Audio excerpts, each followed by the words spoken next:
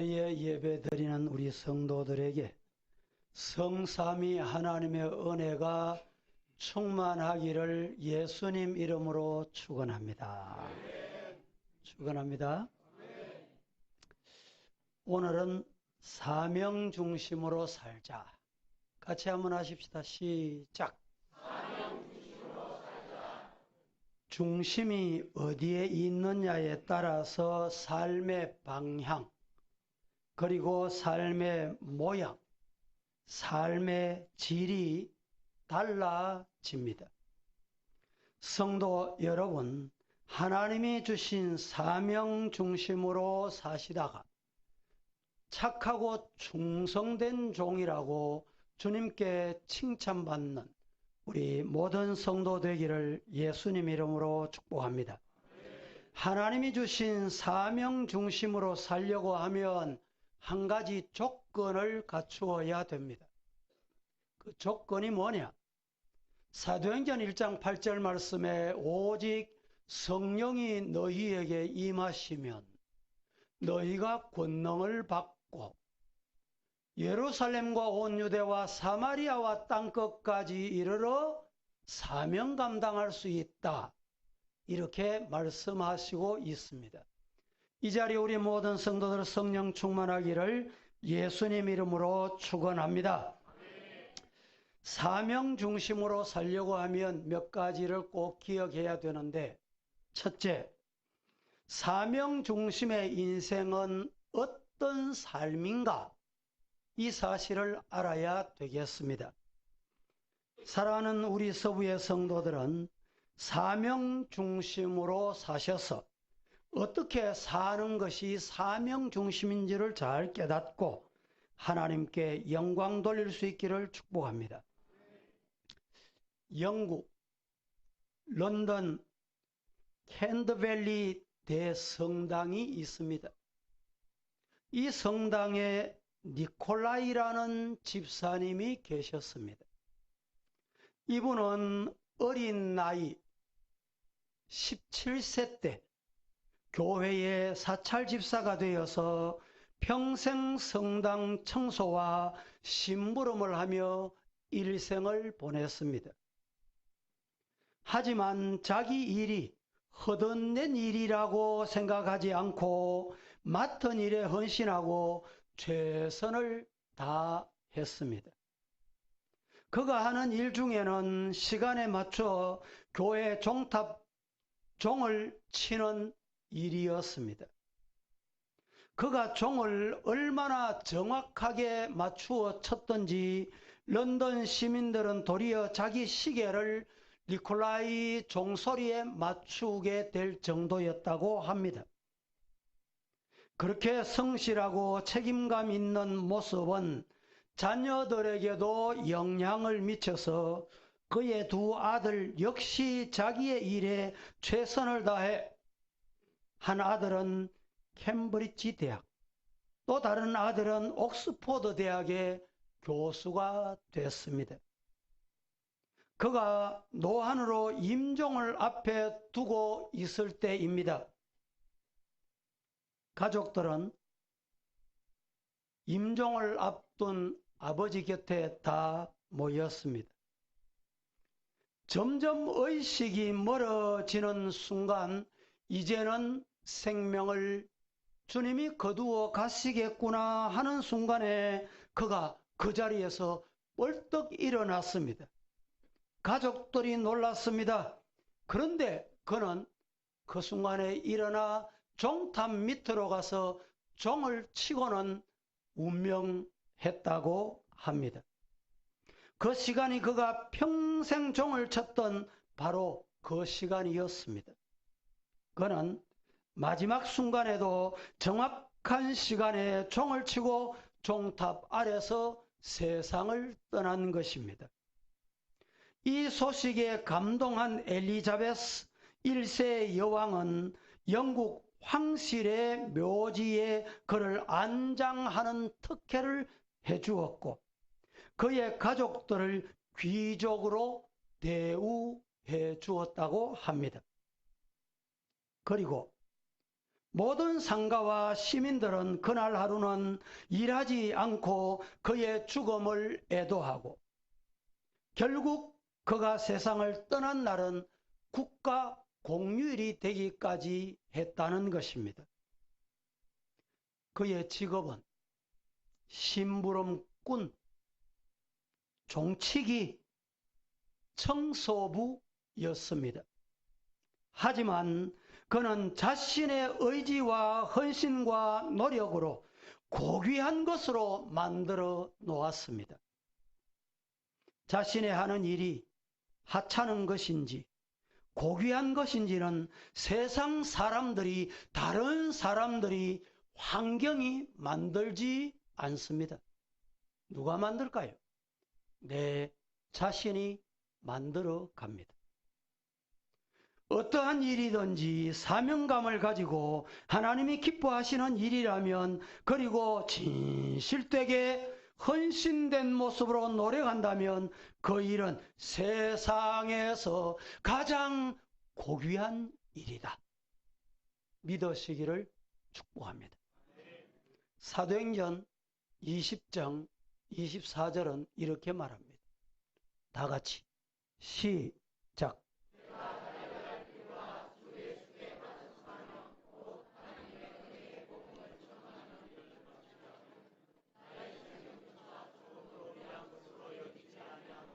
제가 한 번 더 봉독해 봅니다. 내가 달려갈 길과 주 예수님께 받은 사명 곧 하나님의 은혜의 복음을 정언하는 일을 마치려 하면 나의 생명조차 조금도 귀한 것으로 여기지 아니하노라 라고 말씀을 했습니다.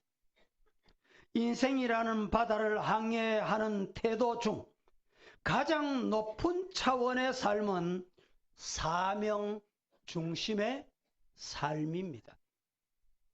하나님의 손에 내 인생의 운행권, 주도권을 맡기고 사도 바울처럼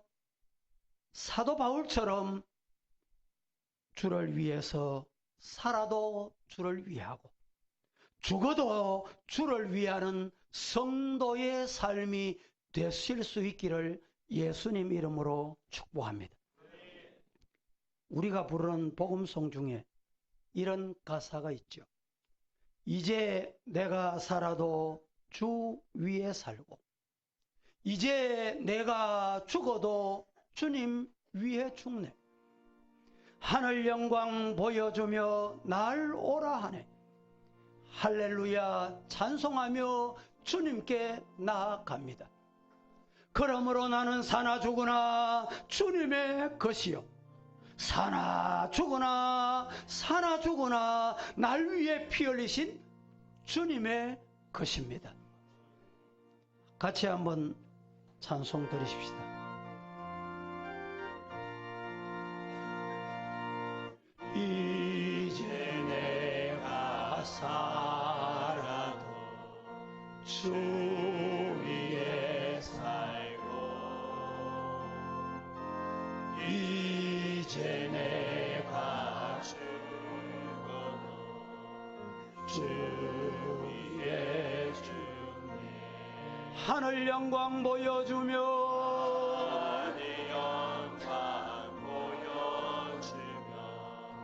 날 오라 하네. 할렐루야 찬송하며 할렐루야 찬송하며 주께 갑니다. 그러므로 나는 살아 죽으나 주님의 것이요, 사나 죽으나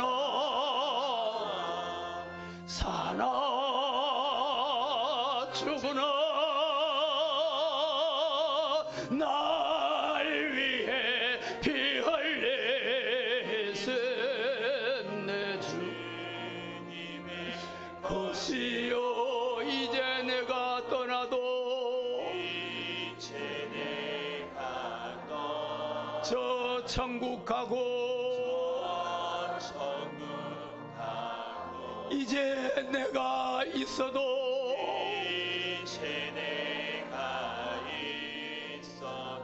주님 위에 있습니다.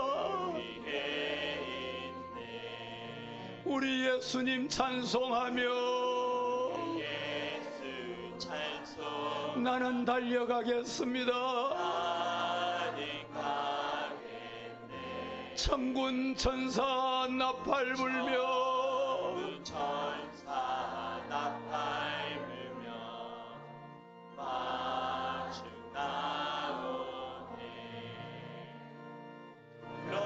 그러므로 나는 살아 죽으나 주님의 것이요 사나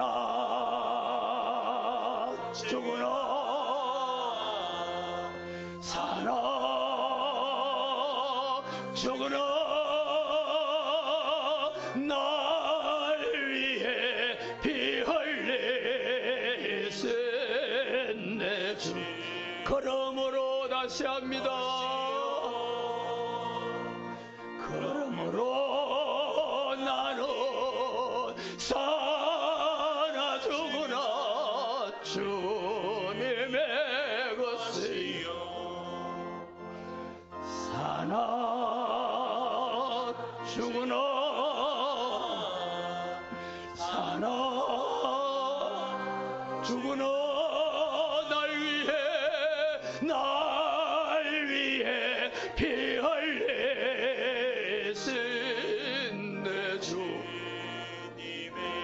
한 번 더 그러므로 나는 사나 죽으나 주님의 것이요 사나 죽으나 사나 죽으나 날 위해 피 흘리 쓴 내 주님의 것이요.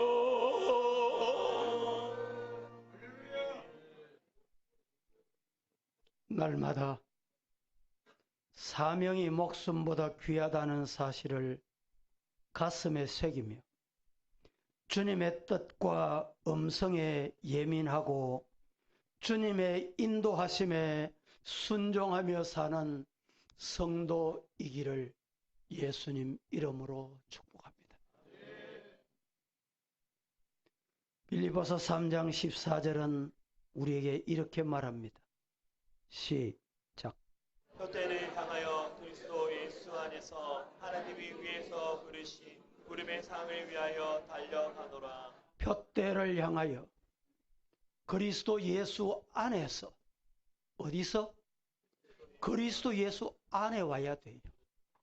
표대를 향해 가는데 그리스도 예수 밖에서 가면 안 됩니다. 그리스도 예수 안에서 따라합니다. 하나님이 위에서 부르신 뭘 향하여? 부름의 상을 위해서. 달려가는 성도이기를 예수님 이름으로 축복합니다. 두 번째, 성도의 사명은 도대체 무엇입니까? 성도의 사명은 도대체 무엇입니까? 우리의 사명, 우리가 이 땅에 태어난 가장 큰 목적은 예수님이 이 땅에 오신 목적을 생각하면 알 수 있습니다. 예수님이 이 땅에 오신 목적은 자기 백성의 구원을 위해 오신 것입니다.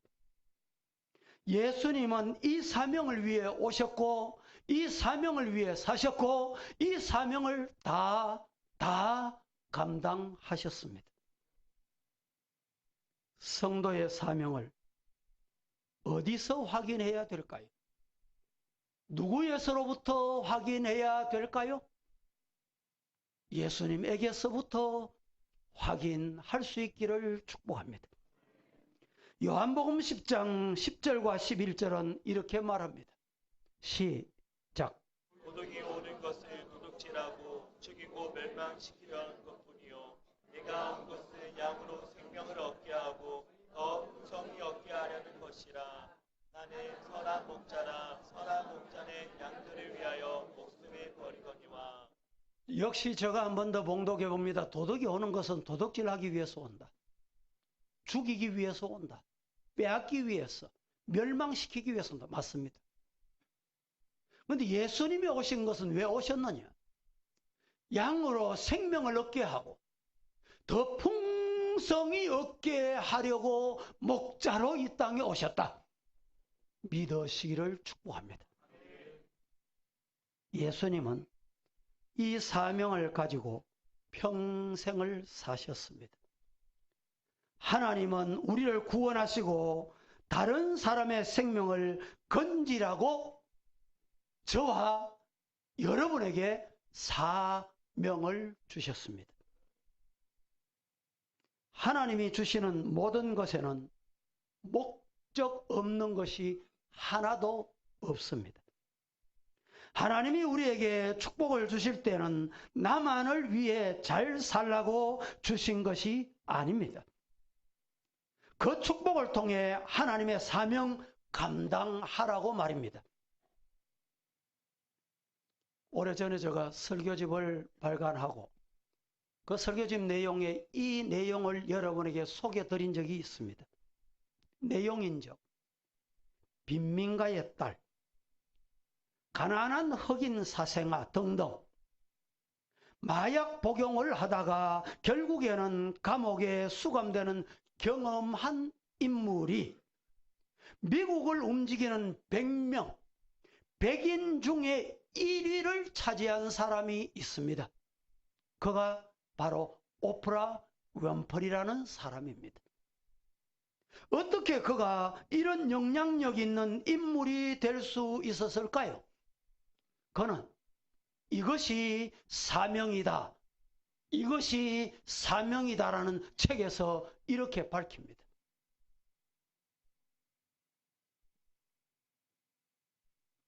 첫째, 남보다 더 가진 것은 축복이 아니라 사명이다. 둘째, 남보다 아파하는 것이 있다면 그것은 고통이 아니라 사명이다. 왜? 아파본 사람만이 아픔을 겪는 사람에게 진정 봉사할 수 있기 때문에. 세 번째, 남보다 설레는 꿈이 있다면 그것은 망상이 아니라 사명이다. 네 번째, 남보다 부담되는 것이 있다면 그것은 분명히 사명이다. 여러분, 교회 직분자가 되고 하나님께서 주신 사명자가 교회 건축한다, 전도하자, 기도하자 이래도 마음에 전혀 기도 와야지라는, 못 가면 어떻게 하지라는 부담감이 없다면 죄송합니다. 화인 맞았는지를 뒤돌아봐야 돼요.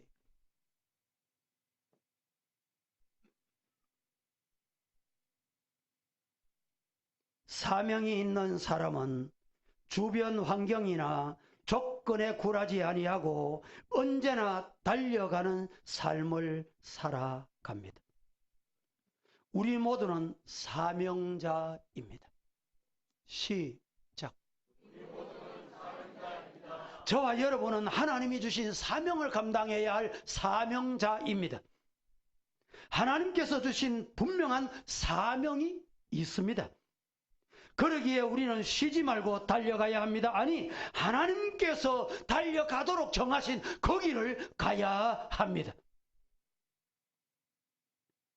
하나님이 나에게 건강을 주셨다면 건강한 몸으로 하나님과 이웃을 위해 일해야 합니다. 하나님이 나에게 풍족한 물질과 여유로운 시간을 주셨다면 물질과 시간을 바로 하나님과 이웃을 위해 사용해야 합니다. 하나님이 나에게 배움의 기회와 지혜를 주셨다면 나만의 탤런트와 지혜로 하나님과 이웃을 위해 사용해야 합니다. 지금 내가 가지고 있는 감사의 조건들, 하나님이 나만을 위해 허락하신 것이 아니라 하나님이 나에게 베푸신 축복은 하나님과 이웃을 위한 사명인 것입니다. 하나님이 주인인 사명 중심의 삶은 신앙의 연륜이 깊어갈수록 예수님을 닮아가는 인생이어야 합니다. 말씀 속에서 왜 그리스도인으로 살아야 하는지, 또 하나님의 손에 인생의 운행권을 맡기며 사는 것이 얼마나 가치가 있는 것인지, 신앙의 모범을 보이고 솔선수범하여 말씀에 순종하며 사는 것이 사명이다, 이 말입니다.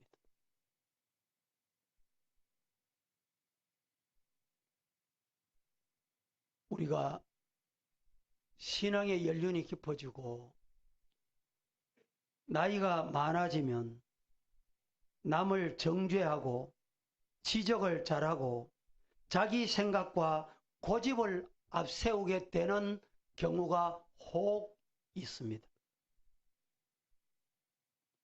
여러분, 이해와 아량을 베풀 줄 알며 스스로를 절제할 줄 알고 알아도 모른 채, 들어도 못 들은 채, 보아도 못 본 채 상대방을 배려할 줄 아는 성도에게는 이런 사명도 있습니다.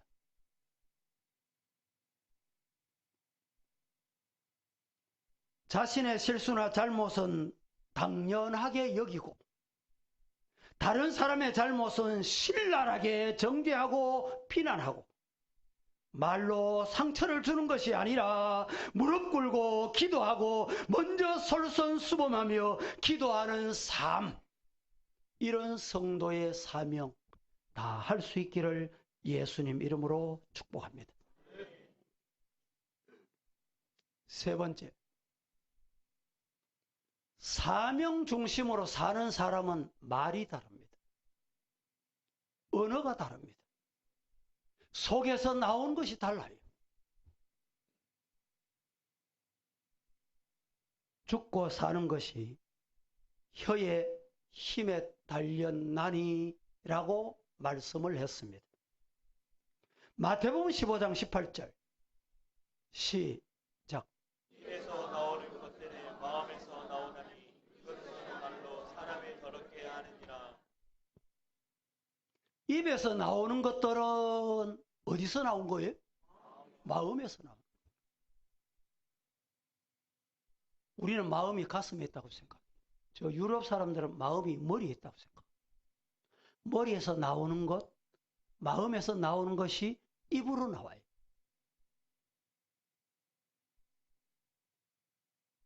입에서 나오는 것들은 마음에서 나오나니 이것이야말로 사람을 더럽게 한다. 예를 들겠습니다. 오늘 주일입니다. 우리 성도들 그런 분이 없으시겠지만 부부가 주일 교회 오기 위해서 준비를 하다가 말다툼을 심하게 했습니다. 그래서 남편이 곰곰이 생각하니까 교회 가고 싶은 생각이 없어. 이 부인하고 교회 가고 싶은 생각이 없다니까. 그래서 골프채를 들고 골프장에 갔습니다. 골프공을 치는데 얼마나 힘을 주고 쳤던지 땅을 파면서 쳤습니다. 그렇게 하다가 결국에는 갈비뼈가 부러졌습니다. 여러분, 골프채를 들고 집에 왔습니다. 교회 다녀온 남편 향해서 아내가 여보 그럴 줄 알았다. 주일날 교회 안 가고 골프채 들고 갈 때부터 알았다. 물어봅니다. 부인의 그 말을 듣고 남편이 눈물 흘리며 회개할 남편은 있을까요? 없을까요?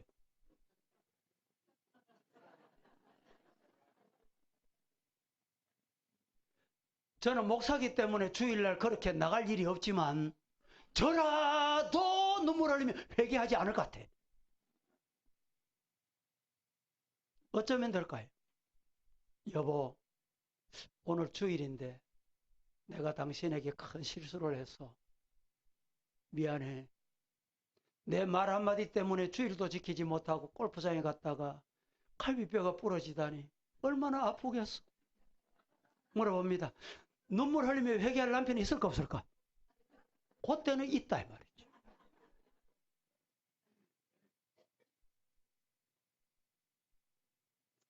잠언 18장 21절 보십시다. 다 함께 시작. 죽고 사는 것이 혀의 힘에 달렸나니 혀를 쓰기를 좋아하는 자는 혀의 열매로 먹으리라. 죽고 사는 것이 혀의 힘에 달렸나니 혀를 쓰기 좋아하는 자는 혀의 열매를 먹는다. 자기가 말한 대로 열매를 먹는다 이 말입니다. 심은 대로 거둔다는 말이에요. 우리는 많은 사람들과 끊임없이 말을 주고받습니다. 말은 소리가 아니라 나의 인격이고 생각이며 뜻이며 꿈이며 사랑입니다. 시작. 말은 소리가 아니라 나의 인격이며 생각이며 뜻이며 꿈이며 사랑이다. 시작.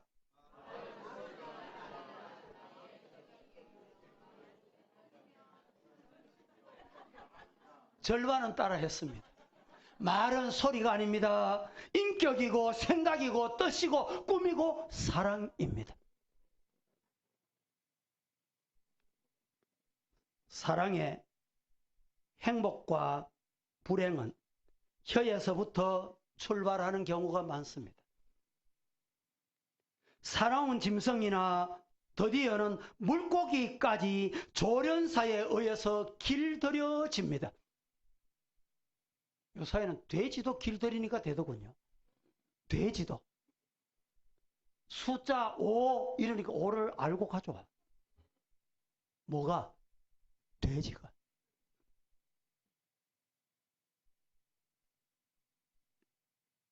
그러나 쉽사리 길들여지지 않는 것이 바로 사람의 혀입니다.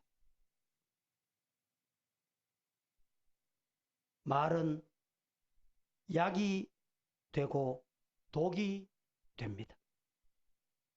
같은 말도 독하게 내뱉는 사람이 있는가 하면 예쁘게 말하는 사람도 있습니다.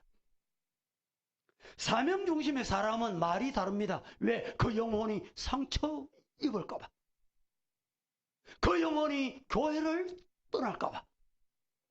저 영혼을 하나님의 품으로 인도해야 되는 중차대한 사명이 내게 있기 때문에 말이 다릅니다.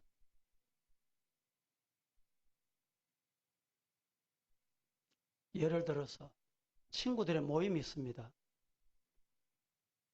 그 친구가 지난번에도 늦었어. 오늘도 또 늦었어. 그때 먼저 와 앉아있는 친구가 너는 시간 지킬 데가 없어. 이러면 여러분 그 친구 사이가 좋아질까요? 나빠질까요? 반대로 오늘 또 차가 참 많이 밀렸지. 오는데 고생했어. 늦게 와 그렇지 않아도 미안한 그 사람이 그 마음이 어떨까요? 여러분 자식들 얘기를 해보십시다. 돌아올 때가 되고 연락할 때가 됐는데 전화를 해도 안 받아. 한 번 했습니다. 2번 했어요. 5번 했습니다. 10번 했어. 어떤 분은 18번 한 번 했다니까. 안 받으니까. 왔습니다. 자식이. 너는 전화 들고 다니면서 저는 무엇 때문에 같이 다니냐고.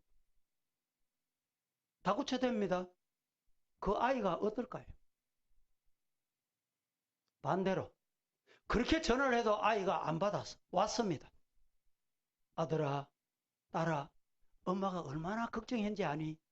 이렇게 무사히 돌아왔으니까 감사하구나. 무슨 일이 없었지? 그 아이의 마음이 어떨까요?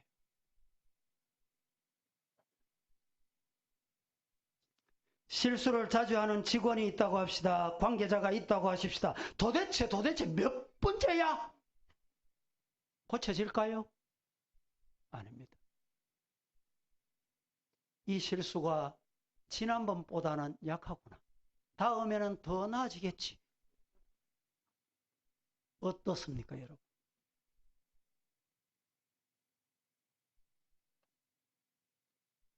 물음표를 느낌표로 바꾸면 분노가 물러가고 감사와 긍정이 찾아옵니다.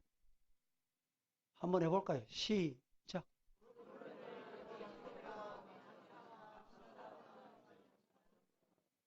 물음표. 왜 이럴까? 왜 저럴까? 왜 안 될까? 물음표를 느낌표. 아, 그럴 수 있지. 아, 그래, 이해가 돼. 물음표가 느낌표로 바꾸면 분노가 물러가고 감사와 긍정이 내 마음에 찾아옵니다. 이 사람이 어떤 사람인지 압니까? 사명의 사람이에요.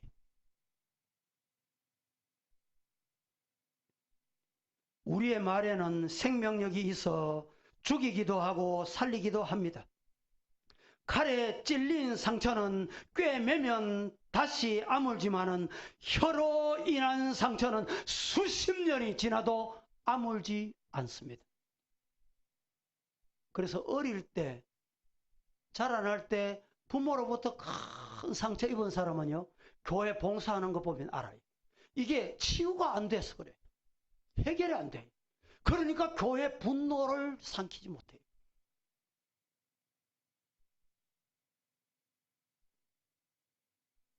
사람은 비수를 손에 들지 않고도 가시 돋친 말 속에 그것을 숨겨둘 수 있다는 섹스피어의 말처럼 신체에 가해지는 물질적 폭력보다 상처도 깊고 후유증이 더 심한 것이 언어의 폭력이라고 합니다.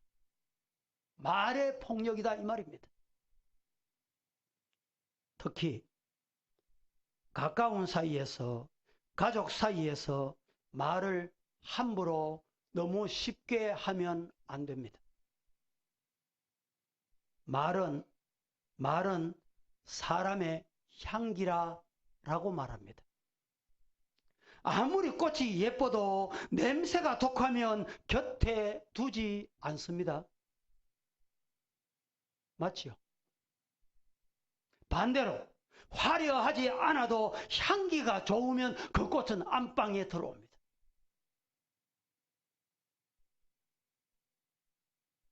말에는 힘이 있습니다.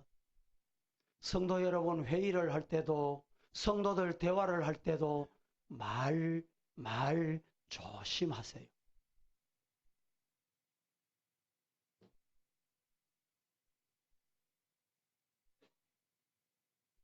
검에는 2개의 날이, 사람의 입에는 100개의 날이 달려 있다라는 속담을 아십니까? 다른 사람을 위로해 줄 수도 있고 책망할 수도 있으며 용기를 줄 수도 있고 실망을 줄 수도 있습니다. 내가 높음을 드러내는 교만한 언어에는 불행이 찾아오지만 내가 낮음을 고백하는 겸손한 언어에는 뭐가 찾아올까요? 행복이 찾아옵니다.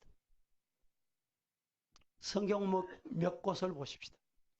시편 141편 3절 시작.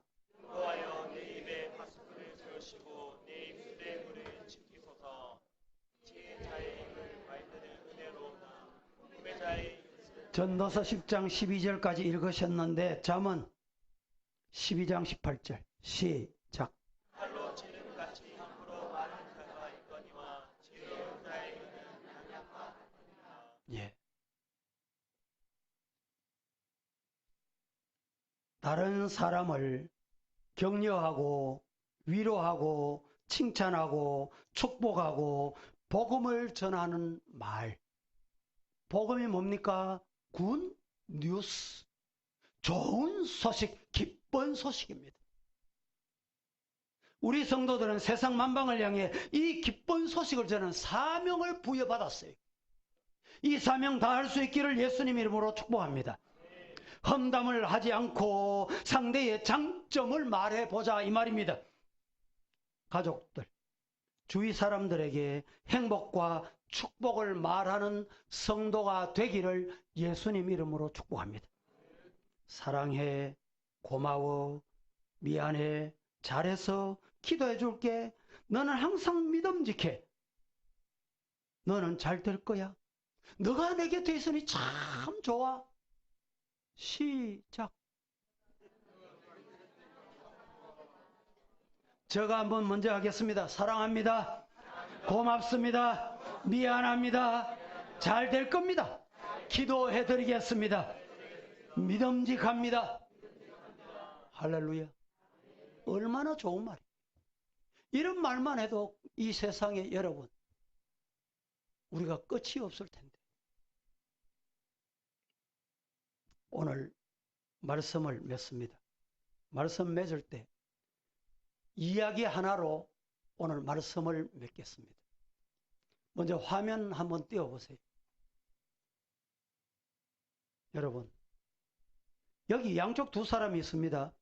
우리 장로님이 저에게 보내주신 카톡이에요. 밑에 바닥에 뭐가 있어요? 뭐가 있습니까? 숫자인데 무슨 숫자입니까? 일단 알겠습니다. 자, 여러분들 보실 때, 여러분들 보실 오른쪽. 오른쪽은 6, 6이다. 6이야. 여러분이 보실 때 왼쪽은 9야. 9야. 9이야. 왜 이렇게 다투고 있을까요? 예? 6이라고 주장하는 6라고 주장하는 이 사람이 9 자리에 가보지 않았기 때문에 주장하는 거예요. 제가 결론으로 이야기 한 가지 한다고 했습니다. 어떤 여성이 남편을 잃고 딸과 함께 살았습니다. 딸이 성년이 되어서 직장을 구해도 구할 수가 없었습니다. 그녀 자신도 일을 하려고 해도 일할 자리가 없습니다. 모녀 두 사람의 소유한 물건들을 하나씩 팔아서 생계를 유지하지 않으면 안 되게 됩니다. 마침내 가장 소중히 여기는 남편 집안에서 대대로 물려준 보석 박힌 목걸이마저 팔지 않으면 안 되게 됐습니다. 여성은 딸에게 목걸이를 주면서 어느 보석상에 가서 팔아오라고 일러줍니다. 딸이 이 목걸이를 가지고 보석상에 갔더니 세밀히 보석상 주인 사장이 감정을 한 후에 그 딸에게 이유를 물었습니다. 그 처녀는 어려운 가정 환경을 이야기하자 보석상 사장은 이렇게 말합니다. 지금은 금값이 많이 내려갔으니 팔지 않는 것이 좋다. 나중에 팔면 더 이익이다. 보석상은 처녀에게 얼마의 돈을 빌려주면서 그 돈으로 당분간 얼마 동안에 생활하라고 일러주었습니다. 그리고 내일부터 보석상 자기 가게에 와서 출근해서 자기의 일을 도우라고 말했습니다. 그래서 그 처녀는 날마다 보석상 가게에 와서 일을 하게 됩니다. 그녀가 하는 일은 보석 감정 보조 일이었습니다. 처녀는 뜻밖에도 그 일이 자신의 적성에 맞다는 사실을 발견합니다. 빠른 속도로 일을 배워 얼마 안 가서 훌륭한 보석 감정사가 될 정도였습니다. 그녀의 실력과 정직성이 소문이 나 사람들은 금이나 보석 감정이 필요할 때마다 그 처녀를 찾아왔습니다. 그것을 바라보는 보석상 사장은 얼굴에 흐뭇한 미소를 띠기 시작합니다. 몇 달이 지난 어느 날 보석상 사장이 처녀에게 이렇게 말합니다. 지금 금값이 올라갔으니 어머니에게 말해서 지난번에 가져왔던 금 목걸이 보석을 가져오라고 합니다. 지금이 그것을 팔기에 적기라는 것입니다. 그녀는 집에 가서 어머니에게 목걸이를 달라고 했습니다. 그리고 보석상 사장에게 가져가기 전에 지난번에 자신이 직접 이제 감정할 실력을 갖추었기 때문에 그 금 목걸이, 그 보석을 자신이 한번 감정해 보았습니다. 그런데 그 목걸이는 금이 아니었습니다. 도금 목걸이였습니다. 그리고 거기 박혀있는 보석도 형편없는 보석이었습니다. 이튿날 보석상 사장이 왜 목걸이를 안 가져오냐 묻자 처녀는 이렇게 말합니다. 가져올 필요가 없었어요. 배운 대로 감정해보니 전혀 값어치가 없는 목걸이라는 걸 금방 알 수 있었습니다. 그녀는 보석상 사장에게 그 목걸이의 품질을 처음부터 당신이 분명히 알았을 텐데 왜 진작 말해주지 않았습니까? 라고 여쭙니다. 보석상 사장 주인은 미소를 지으면서 이렇게 일러줍니다. 만약 내가 그때 말해줬다면 내 말을 네가 믿었겠냐? 내 말을 네가 가짜라는 걸 믿었겠냐? 아마도 너와 내 어머니의 어려운 상황을 이용해서 내가 더 큰 것을 벌려고 한다라는 의심을 가졌을 수밖에 없을 것이다. 만약에 그렇지 않으면 넌 절망하고 인생을 포기했을지도 몰라 라고 일러줍니다. 내가 그때 진실을 말해준다고 해서 믿었겠느냐라는 말입니다. 아마도 내가 보석 감정가가 되는 것도 불가능했을 것이다 라고 일러줍니다. 지금 너는 보석에 대한 지식을 얻었고 나는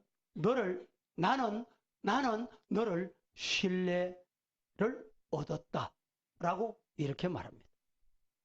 결국 경험을 통해서 스스로 가짜와 진짜를 알아보는 눈을 갖는 일은 어떤 조언보다 값지다는 것을 알려주는 그 교훈이 그녀에게 말하고 그리고 가르쳐주는 이야기하고 싶었던 것입니다.